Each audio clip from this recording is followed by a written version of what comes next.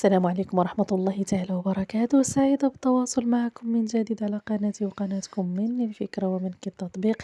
فيديو جديد كنتمنى يا رب يلقاكم في أحسن الأحوال. هذا الفيديو إن شاء الله غادي يكون هو تطبيق الفكرة ديال مشروع اللباس التقليدي للبنات الصغار. أنا كنت ديجا حطيت الفكرة وحطيت ملاقيات براندا اللي يسهلوا علينا الخدمة، وحطيت حتى طريقة كيفاش نفصلوا اللي ما تيعرفوش يفصلوا. هاد الفيديوهات كاملة غتلقاو الروابط ديالهم في صندوق الوصف. ودابا غادي نشوفوا كيفاش اننا نمونطيو البياسة ولا نخدموا البياسة كاملة. هاد النساء المحترفات ما شاء الله راه بداو بهاد الطريقة، يعني كناخد غير تويب وكنفصل بهاديك الطريقة اللي حطيت لكم ديال الباترون.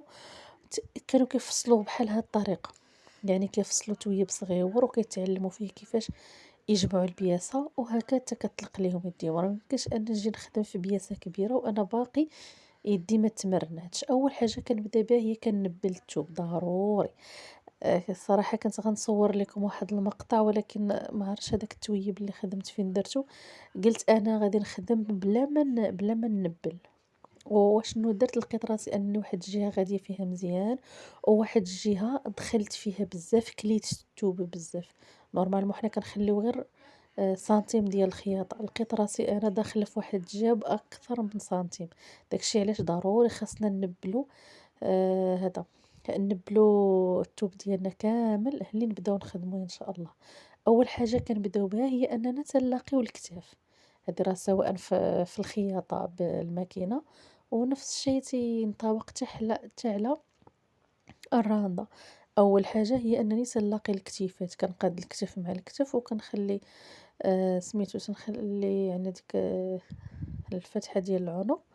وكان هذا نشد الثوب ديالي بهادوك الشوكات باش تسهل عليا الخدمة.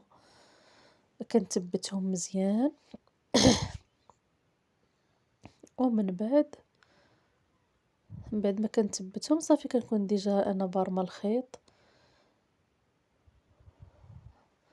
من الأحسن أنني كما قلت في هذاك الفيديو تاع الطريقة ديال البريم الحرير اللي حتى هو غادي نخليه لكم في الرابط ديالو في صندوق الوصف، نكون يعني برمت بزاف شي 6 ولا هكا نحطهم حدايا باش نسالي الأول نخدم بالتاني وهكا.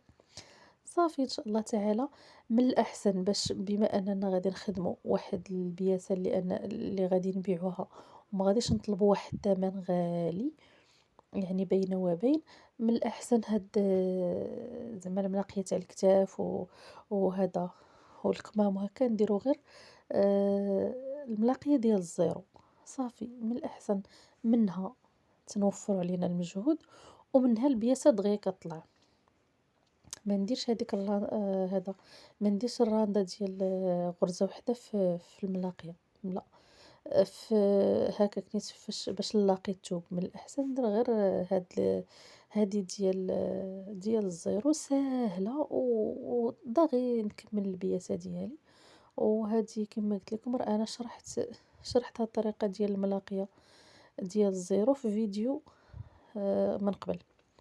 كنمشي بنفس الطريقة. المهم ما تحاولوا نتوما ملي تبغوا تخدموا يعني تكون خدمة زوينة متقونة، ندير ما بين الضربة والضربة نفس المسافة. إلا ما كنتش قادرة أنني ندير هذيك ما بين الضربة والضربة نفس المسافة، نقدر نستعين بمسطرة ونحددهم نحددهم بالستيلو تما كنضرب باش تجيني الخدمة ديالي زوينة. صافي من بعد غادي ندوز دابا نخدم لكم. راه ما جاتنيش نفس المسافة لأنني ما خديتش بالعبارات، أنا غير فصّلت بلا ما نستعين بالعبارات. ولكن أنا ما تيهمنيش هداك الشي، اللي تيهمني هو الطريقة أنكم توصل ليكم. كنشد هداك الكميم تنتنيه وتنعلم هداك الوص ديالو. أنا قلبت على ستيلو ما لقيتوش حدايا، راه غادي نضرب غتشوفوني غنضرب بالمقص، ولكن نتوما ما تضربوش بالمقص. غادي ديروا العلامة بالستيلو ولا شي قلم اللي كان حداكم هكا تعلموا به. هذيك البلاصة تاع الوسط اللي لقينا هذاك المنتصف ديالو كنحطوها مقابلة ديريكتومون مع هذيك الخدمة اللي خدمنا. وصافي تنثبت الأطراف الآخرين بهذوك الشوكات باش نسهّل عليَّ الخدمة، بنفس الطريقة اللي درنا نيت للكتيفات. صافي، ودابا راه غادي نكون عندي هذا الحرير مبروم، غادي نضرب في هاديك الغرزة ديال الكتف، تماك فين غادي من تماك من غادي نبدا الخدمة ديالي. صافي، وكنبدا بنفس الطريقة حتى هي، بنفس الطريقة يعني غادي نخدم نيت الملاقية ديال الزيرو هي اللي غنمشي بها البياسة كاملة إلا في الأمام، الأمام نقدروا ديك الساعة نديرو خدمة تانية إن شاء الله تعالى.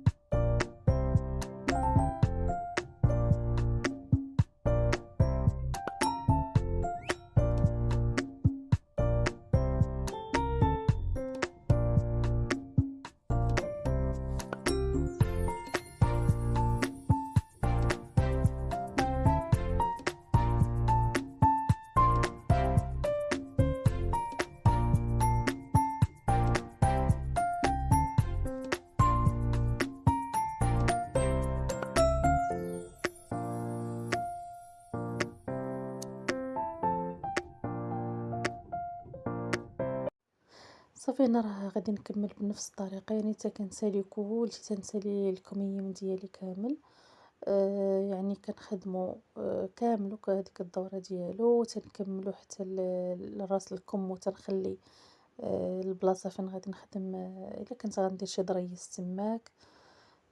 صافي وتنجي نهبط مع يعني تنهبط هاديك الهبيطة تما كنكمّل، وأنا تنخدم ما غاديش ننسى أكيد ما غاديش ننسى التكفيفة ولا العفطة، يعني نخلي ليها البلاصة ديالها ديك شحال عبرت ديك 4 سنتيمتر ولا 6 سنتيمتر اللي خليت باش نجمع باش ندير التكفيفة ديالي الجليبة ولا القفطان ما نساوهاش.